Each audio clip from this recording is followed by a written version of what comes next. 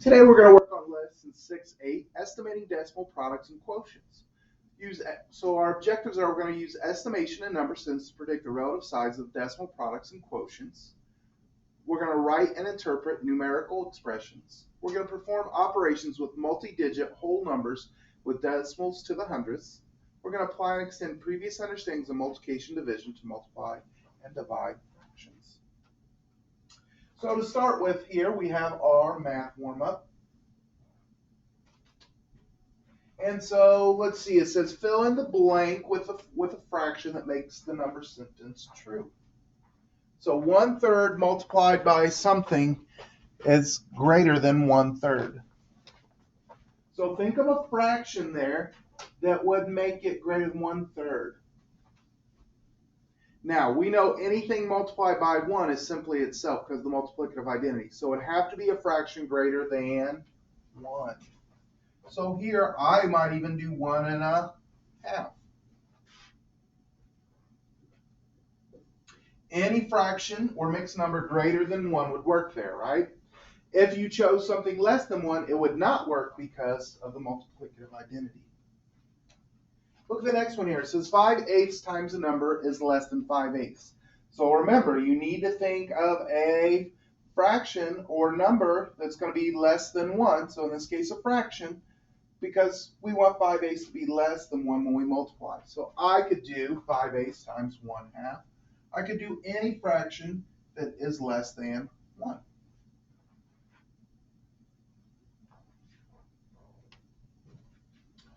Okay, so the first one we have is 3/4 times a number equals 3/4. So think about what you could multiply 3/4 there by. And it does say to use a fraction. So on the first one, do not put a number 1, but put a fraction that equals 1.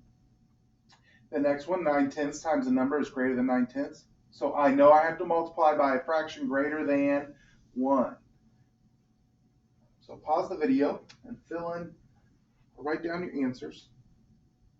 Okay, so like we said here, we want to use a fraction that's equal to 1. So I could do 2/2, I could do 4/4, infinite possibilities, as long as you write the fraction that's equal to 1. And then 9/10 times a number is greater than 9/10. So any fraction greater than 1. So I could even say 3/2, or I could say 1 1/2 and use a mixed number. That would work as well.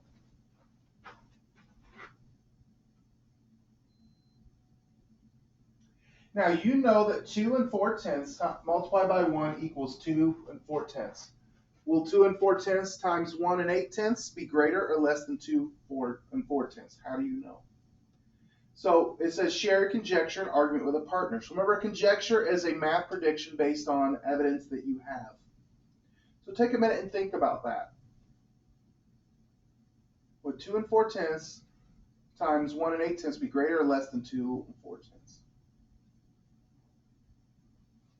Okay, hopefully you notice as you were thinking about that 1 8/10 is greater than 1. And we know based on the multiplicative identity, any number or fraction multiplied by 1 is simply itself. Now, because the 8/10 is added to the 1, we know that it would be greater than the 2/4 we started with.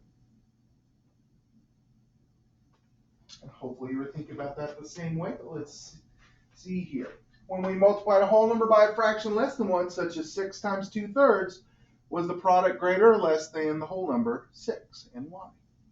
So if we look at this one, let's think about that. If I multiply my whole number by a fraction less than 1, it's going to be less than 6, right?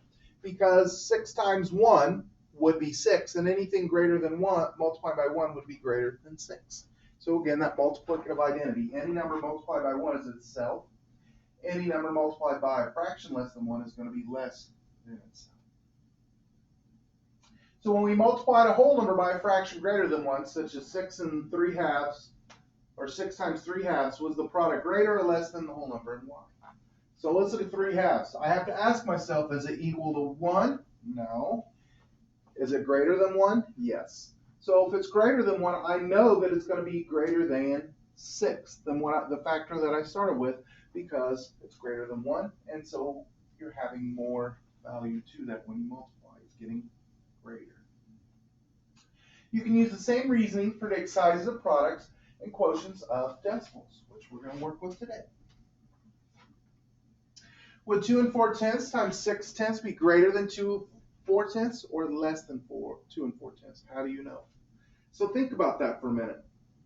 When I look at the second factor here, 6/10, I know it's less than 1. So if it's less than 1, my product should be less than 2 4/10 because I'm multiplying by a decimal less than 1. So it's going to actually get smaller. Now the size of the product compared to the size of its factors.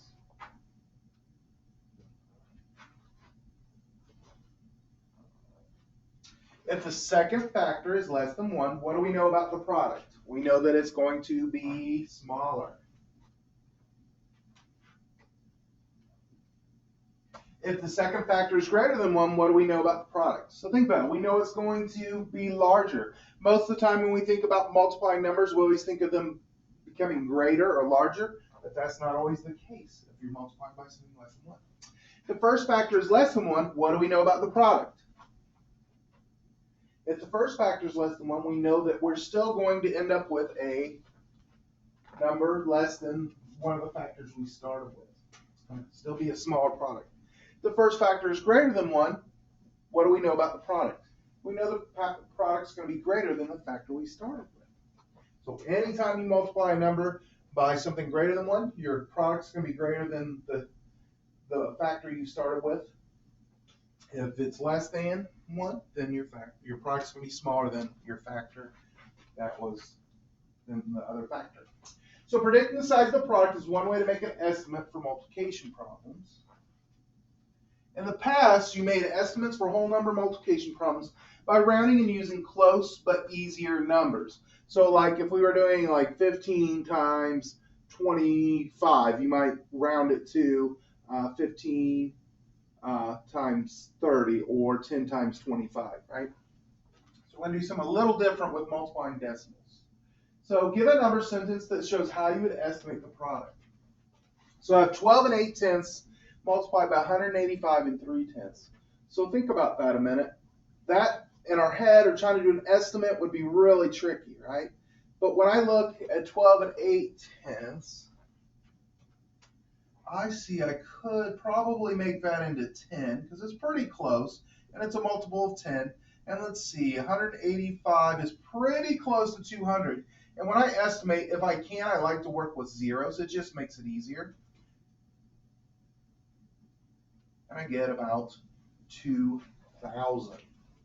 And again, remember when you estimate, you want to pick numbers that are easy to do in your head that are still close. Otherwise, if you're doing a bunch of calculations for the estimate, it's not very helpful. So let's look at this one, 896. And again, if I can get it to multiples of 10, working with zeros. In this case, 896 is pretty close to 900. But then I look at 2 7/10, it's pretty close to 3, right? Or closer to 3 than it is 2. I don't need to make it 10. That's a big jump. 3, and I know 3 times 9 is 27. And that makes it pretty close. Look at this one here. Now it gets a little trickier, right? And so we have a decimal less than 1. I see that 4 1/10 is about 4. Ooh, now what do we do with 7/10? So we haven't really worked with multiplying decimals yet, but I know that 7/10 is close to 5/10, which is half. So I could say 4 multiplied by 5/10 or half, and I know half of 4 is about 2. So my estimate, my answer in there should be somewhere around 2. I also know that because 7/10 is less than 1, my answer or my product is going to be less than 4. So that helps with my estimate there. Same deal here. This one, actually, this one's just a tad bit different. I got 9/10 multiplied by 3/10. I know it's going to be less than 1 because they're both less than 1. So maybe I just keep 9/10.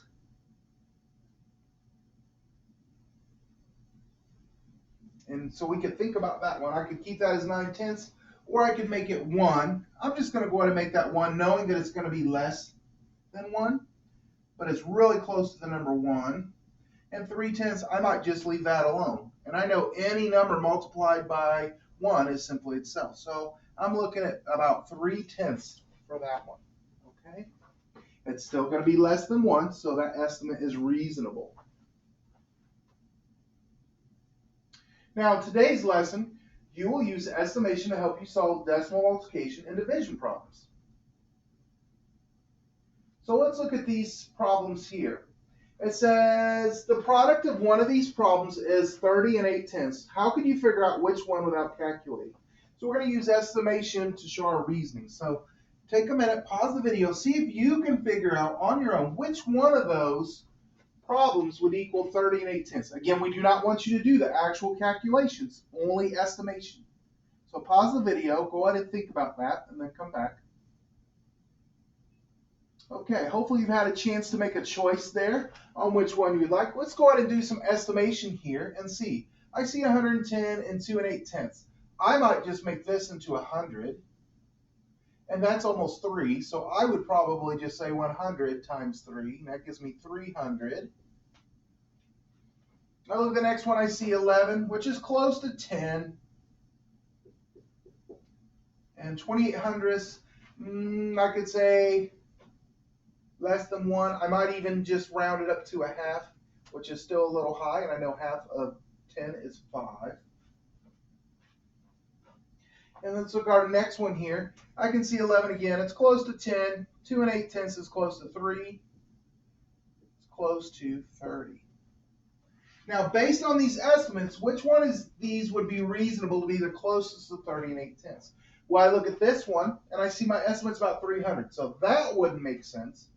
I look at the next one, and I see my estimate's about 5, so that wouldn't make sense. And look at the last one, my estimate's about 30, so this one would make the most sense, right? Because 2 and 8/10 is almost 3, and 3 times 10, or 3 times 11 even, is 33. So you can see their estimation can help you with that to kind of see which one is closest to and to see if your answer was reasonable.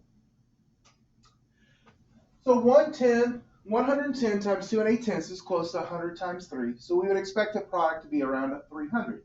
That's much greater than the 30 and 8/10, right? That's where that decimal comes in and changes the value. The next one, 11 times 28/100ths must be less than 11 because 28/100ths is less than 1. A number less than 11 is not close to 30 and 8/10. And then the last one we determined was the one that was reasonable. 11 times 2 and 8/10 is close to 10 times 3, which is 30. This is close to 30 and 8/10, so 11 times 2/8 is the problem with a product of 30 and 8/10.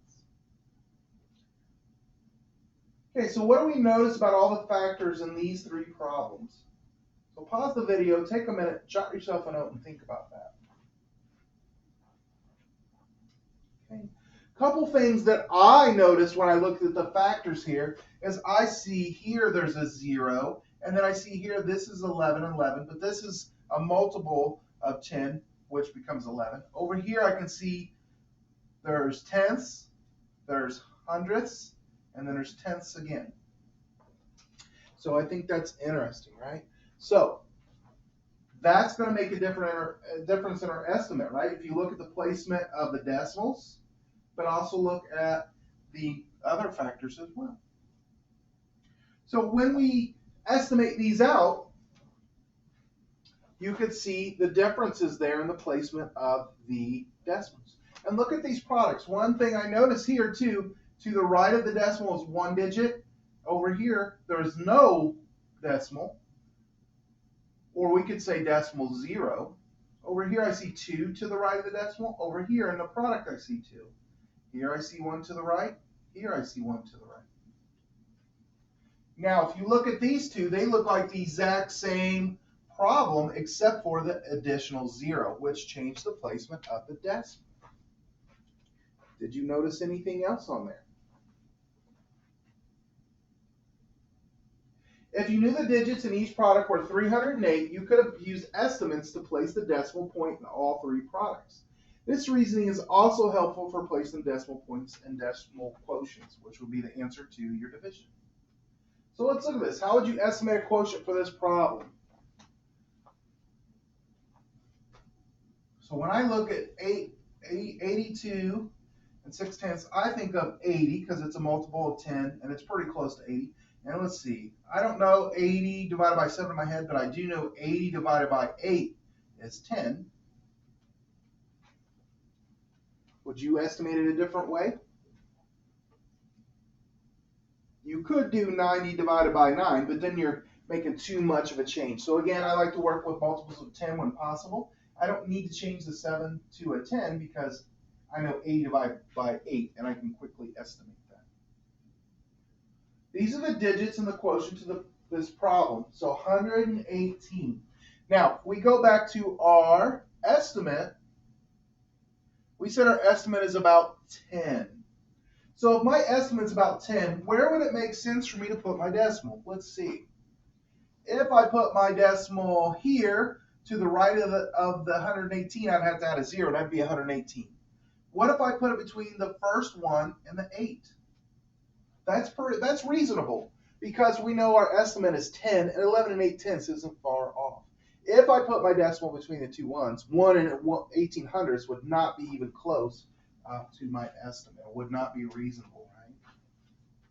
So we need to think about where we want to place that decimal. And again, between the 1 and the 8 makes sense to me because our estimate was 10. So what if the problem was this? What if it changed a little bit? Let's do another estimate. So take a minute on your paper, write your estimate here. Okay, hopefully you've had a chance to write your estimate. So let's look at this one. Now it's a little different because of the placement of the decimal in the factor there. And I see, or in the dividend, and I see it's close to 8. And I see 7, and that's close to 8. So 8 divided by 8, I know is 1. Now, where would I place my decimal here based on an estimate of 1? So think about that for a minute. I have an estimate of 1. Where would it be reasonable to put my decimal? I wouldn't want to put it in the same place I did before because that'd be 11 and 8/10. I think right between the two ones would make sense. It's very close to my estimate of 1, and it's reasonable.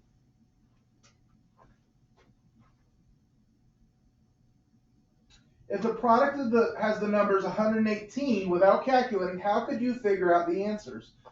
So again, I want you to pause the video. I want you to go ahead and do an estimate using these two, the dividend and divisor, and think about where you place your decimal and write that down somewhere on paper or your marker board.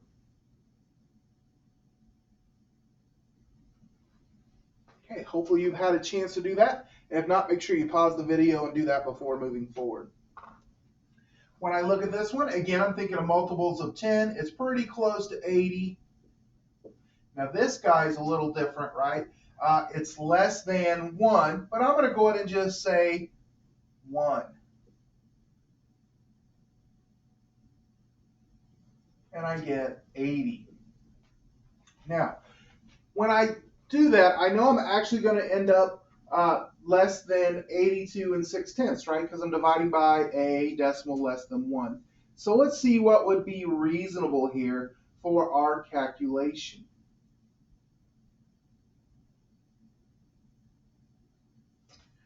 When I divide that out and doing an estimate there, I get 80, which is probably going to actually be a little bit less than that. But when I look at it, 118, if I did 1 and 1800ths, that wouldn't really work, right? If I did 11 and 8/10, would that work? No, I think it would have to be after the 8, right? Because 118 is closer to 80.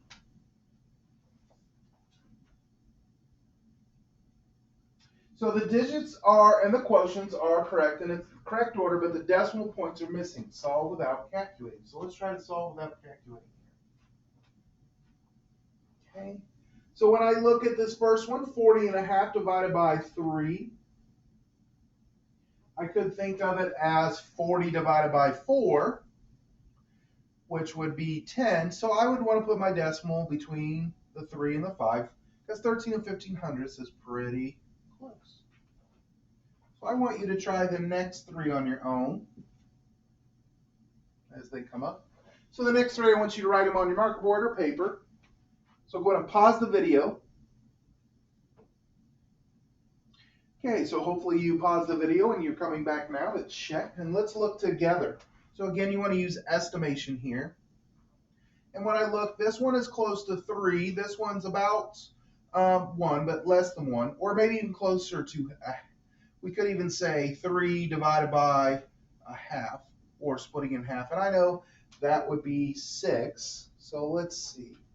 I think it would be reasonable to put my decimal between the 4 and the 2. Look at the next one, 150 and 88 divided by 4.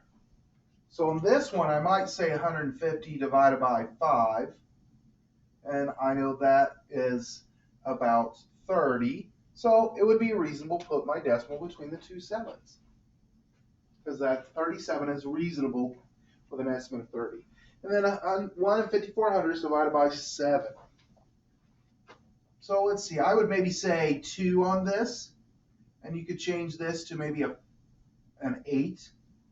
And I know 2/8 is going to be less than 1 whole, right? And so when we really think about that one, where would that fit? It wouldn't probably be 22.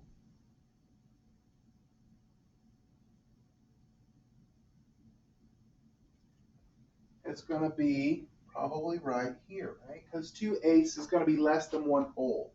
And if it's less than 1 whole, we don't want to have an answer of like 2 or 22. So it would actually be 2,210 thousandths.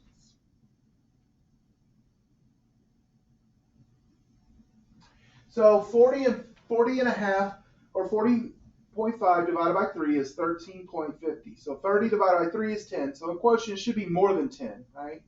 And then look at the next one here, 150 and 88 divided by 4. You should get 37 and 72 hundredths. So if you think about it, you could say 160, or we did 150 divided by 5 for our example, which ends up being about 4 or 5. And so it's reasonable to think that our answer would be close to 40, which would make the 37 and 72 hundredths valid. The next one there, 2 and 52 hundredths divided by 6/10, right? You could estimate it like we did as 2.5 divided by 5/10, which is same as half. And so when you do that, do the halves there, or we did 3, and so you get 1.5.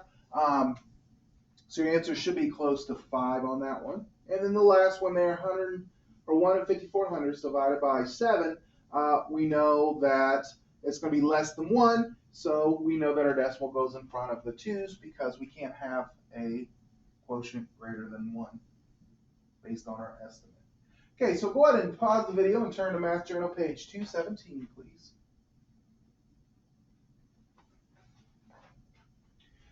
Now, it says the digits in the answer column are correct, but they're missing a decimal point. For each problem, write a number sentence to estimate the product of the quotient. Use your estimate to place a decimal point in the digits provided. An example is done for you. Okay, so we need to do an estimate here. So you can see on the first one, they again worked with multiples of 10, 12 and 2/10. They made 10, and they made that 2. So let's look at this one. We have 17 and 4/10 and 97 and 5/10. I think I'm going to just work with maybe 17, and I could multiply that by 100. And again, you could do 20 times 100, which is reasonable as well. And I know 17 times 1 is 17, added my 2 zeros. So my estimate should be about 1,700. So when I go over here and look, I got to think about where would I put my decimal so that my answer is close to 1,700. So let's see. If I put it here, let's see what we get. I end up with 1,696 and 5/10. That's really close to your estimate of 1,700. So on the next two, I want you to pause the video and complete those. All right, so hopefully you paused the video and you've completed these. So let's look at these together. I see 83 and 12/10, and it's pretty close to 80 because, again, I like to work with multiples of 10. It makes it easier to estimate. And then 7 and 2500ths, I could just do 7 and say 8 times 7 is 56. Add my 0. So my estimate is 560, so I would put my decimal between the 2 and the 6 because that puts me at 602, which is reasonable. If I put the 6 or the decimal somewhere else, I'm either too high or too low compared to my estimate. It wouldn't be reasonable. All right, the next one here might have been a trickster for you, but it's less than 1 that I'm multiplying by. So I think I'm going to make the 3600ths. I'm going to just make it into a half because I like working with halves. It's easier to multiply. And then I would say 300 because, again, that's something easy I can do. I know half of 300 is 150. So let's see. If I put it between the 1 and the 8, that gets me in the thousands. I don't want that. I want to be in the hundreds, right? So I'm going to put it between the 7 and the 1 there, and it gives me 117, which is reasonable with my estimate of 150. And so you can see here, the answer key, they got the same thing. So again, make sure you've done this work your own. You're going to do the chart here. So you want to pause the video. I want you to complete each of these on your own.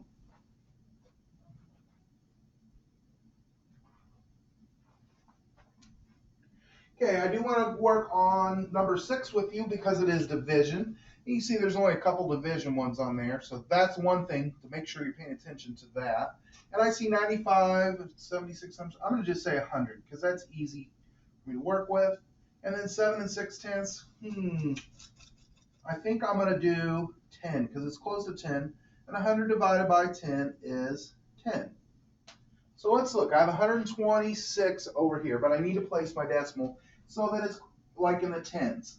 If I put it after the 6, that's 126. If I put it before the 1, it's 126 thousandths, which is less than 1. So I'm going to put between the 2 and the 6, which makes it about 10. So again, if you haven't completed these, complete these before you move on. And so you can see here what they got. Then you have some more division ones there I would like for you to practice. Again, pay close attention to this one here because it's less than 1. So you know your quotient is going to be less than your starting dividend. Okay, and you can see here, so they did an estimate. They went ahead and just put the 8/10 as 1 because it was pretty close, but they also knew they were going to be somewhere in the hundreds.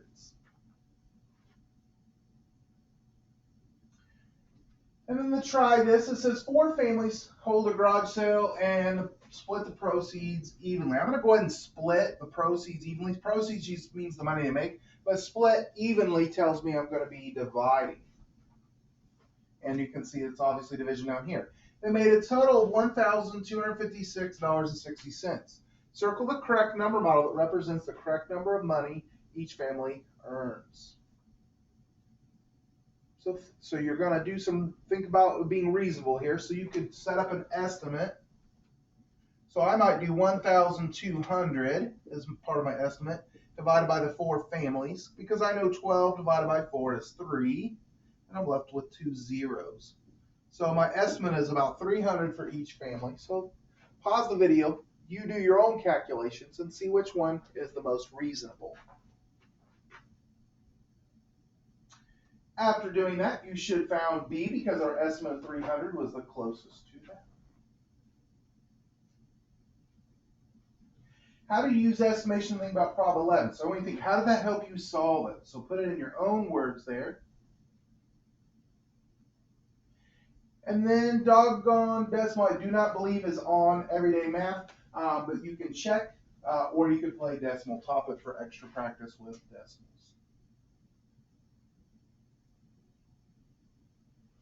And then you have your math boxes that you can work on.